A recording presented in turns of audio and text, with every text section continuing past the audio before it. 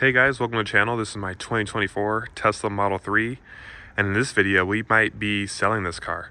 So there might be an opportunity for me to get out of the lease and sell it to a dealership that buys cars. So we're about to go down there and see, but I'm gonna take everything out of the car. So we're gonna go take all this stuff out. It's hard to believe there's so many accessories that I bought for this car. You know, obviously because of the Tesla credits. So thanks to you guys for using my referral code.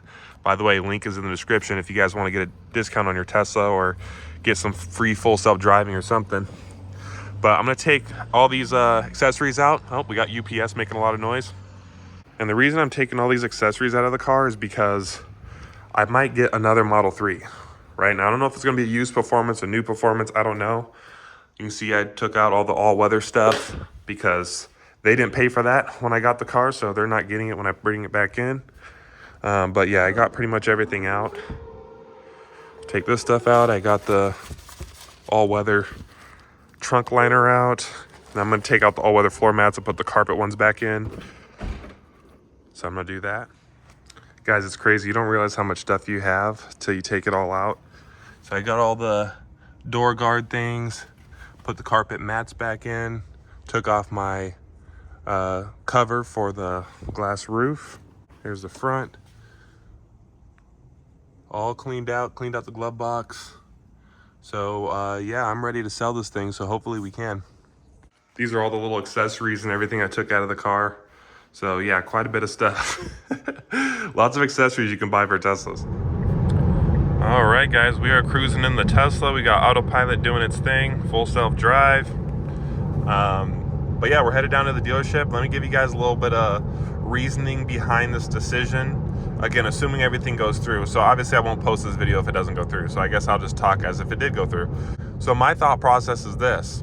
Now I made a video on going over what my monthly payment is on this car. And since I did a 24-month lease, it's kind of high. It's $723, right? So $723 times 4 months is like $2,900. So that's how much money additional in car payments I will have paid to keep the car for another 4 months. And another thing too is I'm at the miles. So if you guys look over here, 19,922 miles. I'm allotted 20,000 miles with the lease. I chose the lowest mileage option because it has the lowest payment, and I figured, oh, if I go a little bit over miles, I'll just pay the difference. It's 25 cents a mile, and I drive about 1,000 miles a month. I've been driving the Tesla a lot lately since gas is so high, and it's about 250 bucks, or it is $250 with the mileage charge to go 1,000 miles. So 250, and I'm probably gonna go over mileage by like 3,000 miles. So 250 times 3 is 750. So $2,900 for car payments, $750 for the mileage charge that I'll most likely have to go over. And then another thing too is the registration. So registration's expensive on this car. I will have 4 months of credit for registration to use on my M2 or my Supra when I go to renew those. So I'll have 4 months worth on that. So that's probably equivalent to about maybe 250 bucks. And then insurance costs for 4 months. So I'll be able to take this car off my insurance now. And this car costs me about $2,200 a year for insurance, which comes out to be around, God, I need to do the math, but. All right, guys, I don't know what happened. I don't know if my camera just cut out or ran out of battery or what happened. But basically this is the breakdown, right?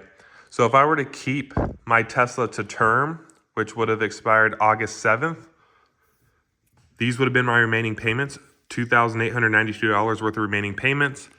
4 months worth of insurance is $732. The registration credit that I would have missed if I would have kept it to term is $290.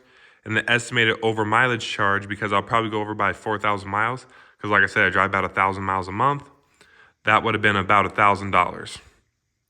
So the total of all of these, this is how much it would cost me to keep the vehicle to term. $4,914.66. Now, I did what's called a third-party lease buyout.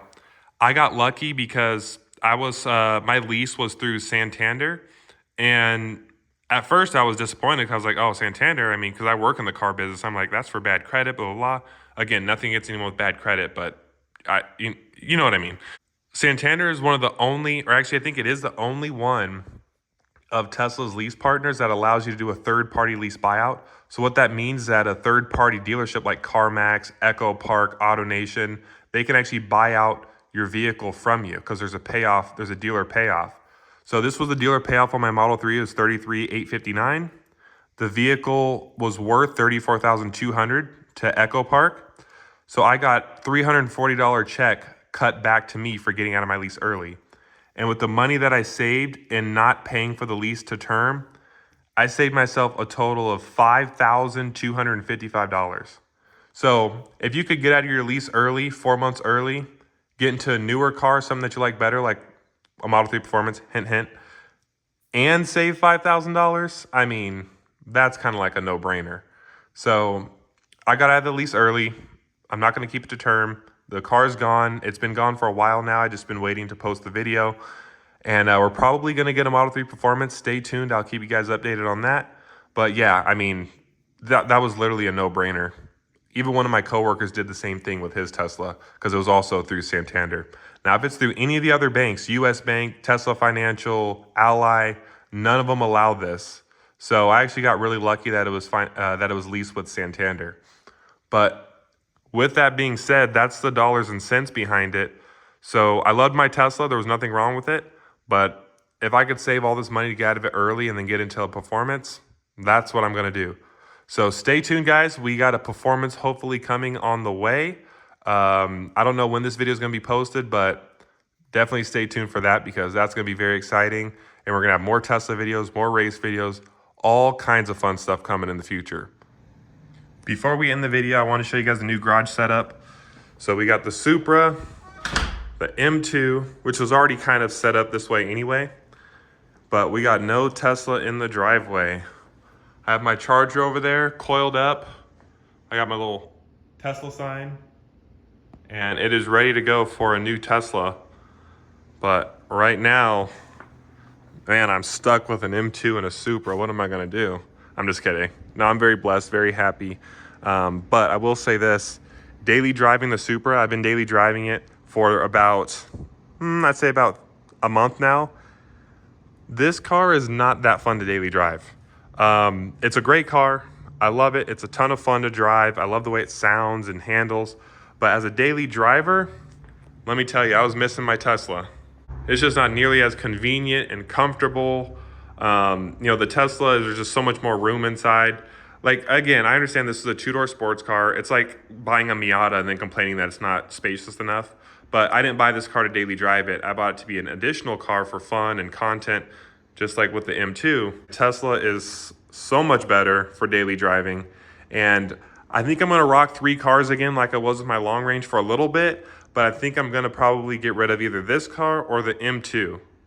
So one of them has to go. Well, it doesn't have to go, but one of them I kind of want to go because it costs a lot to have 3 cars, obviously. And I'm trying to decide which one. I love my M2, as you guys know, but it's worth a lot of money right now. I don't know why M2s are worth so much money right now, but they are. So if you have an M2, check your trade-in value, check your CarMax and GiveMeTheVin.com and all that. Your M2 is probably worth a ton of money right now. So this car kind of makes sense to get rid of, honestly, because it's worth so much money now. I could save it, invest it, and then when the M2 X-Drive comes out, I can just, you know, pay for that one outright. But on the flip side, I love my M2. I feel like I built my channel around my M2 at this point. You know, I've had it for over 2.5 years now. So I kind of don't want to get rid of this car. So I think it might be the Supra, but let me know what you guys think. The Supra is also worth money. The Supra has held value very well, and I bought it for a really good price. I didn't have to pay taxes since it was private sale. So the Supra is also worth money.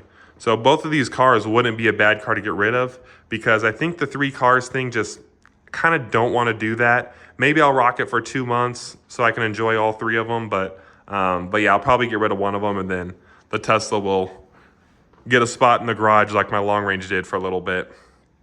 But yeah, if you guys enjoyed this video, little garage update, little update on what's going on, give it a like, subscribe. Let me know if you guys are excited for the Model 3 Performance. Well, I might be getting one. Maybe.